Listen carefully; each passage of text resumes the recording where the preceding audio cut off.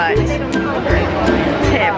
big tip, this is the shortest you'll wait all day for it. We do it every year. As soon as it hits 9 o'clock, the wait is like 2 hours.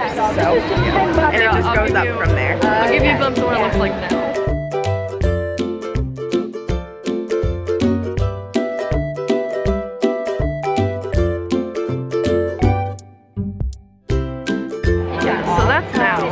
Later, it fills up every single little curly Q of this line, and then you get inside and you wait for it.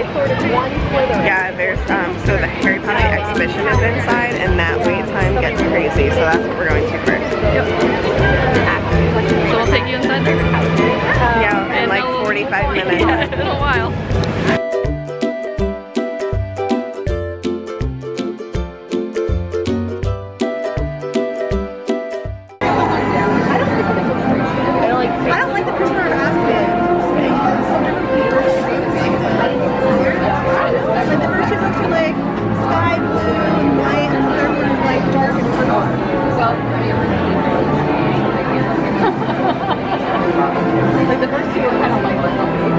Oh, really?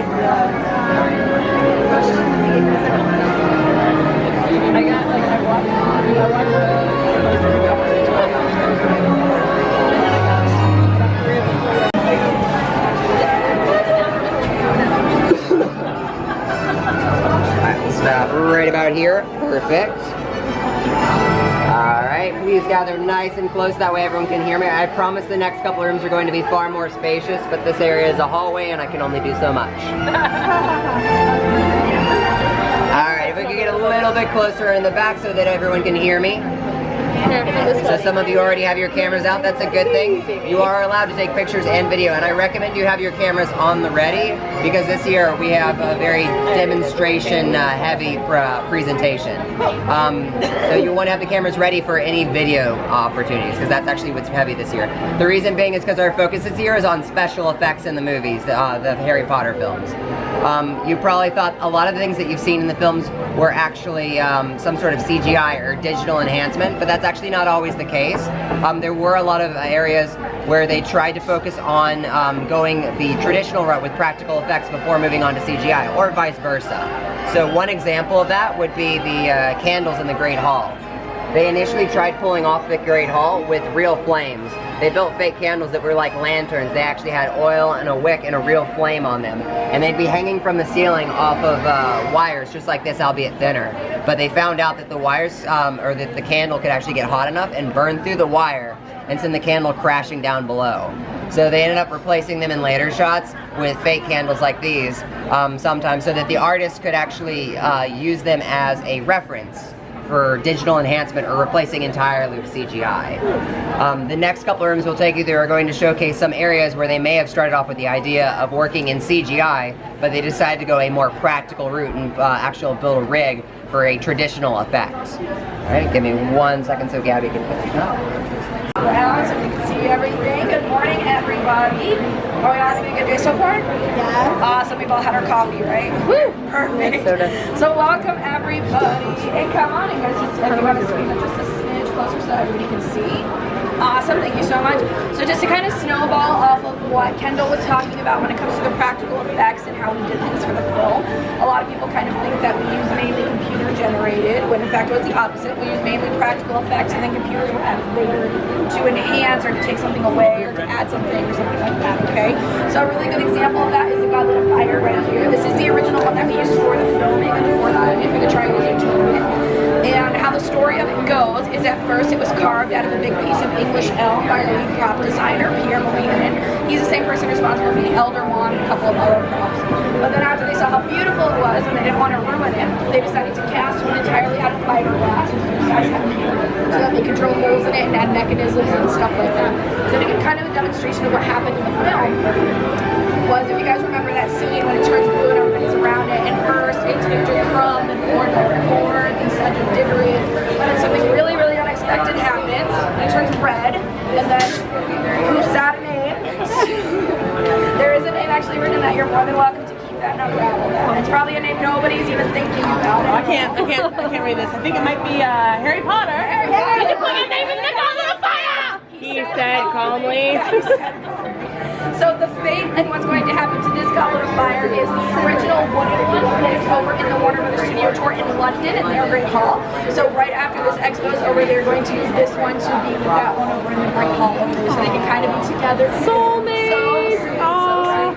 But just along with this prop, we have lots of other really cool things they want to show you guys. So just as an example, the proclamations that you guys see all behind you, we all know who brought those, I think. All of those were originally from the movie, so the last time anybody saw those, they were from the film. So they were from the film, and then they all get tagged and kind of put in their very own library, just like any other proclamation with film. If you guys remember that scene with Dolores Umbridge where she gets chased out of the Great Hall by the Disney twins, and then her clothes is all kind of like smoking. We have that same exact dress that she wore there in the next room, and Ed Marie will explain all about that. And if you guys want to follow her in the next room, but thank you guys and have a great night.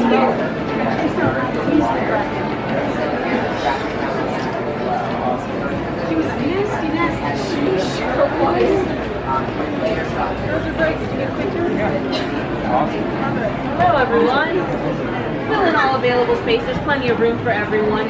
Like Gabby mentioned, those proclamations were rigged on set to fall off the wall. The nails would actually shake and drop in the sequence. There was breakaway glass inside of each frame, a tiny little explosive so that the glass would jut out at the appropriate times. Really cool. The dress that she was talking about is actually steaming quite a bit right now. That actually happened on set. She had tubes in her dress so that the steam would come off of her, and all of those tubes were attached to a steam machine just behind the set. And right here is another practical effect that is really cool. Not a lot of people realize the letters that Harry Potter is jumping up and down trying to grab in the first film were actually there. About 20,000 letters in total, flying from every direction because of the machine, just like this one. This one was used in that film. This is letter firing door where everything's going to shoot up very rapidly, and now all of you will feel what that is like. It'll deliver to you very quickly.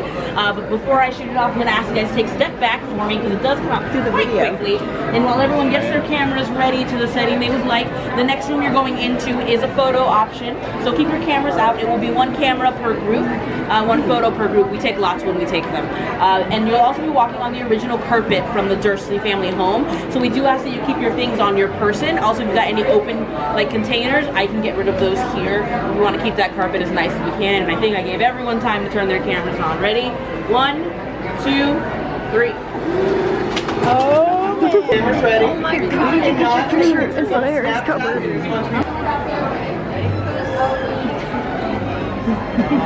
So you guys can come all the way into the room. You can fill in all available space. You don't have to worry about making one. Just need to get everybody out of that room. Guys, real carpet from the Dursleys. Perfect.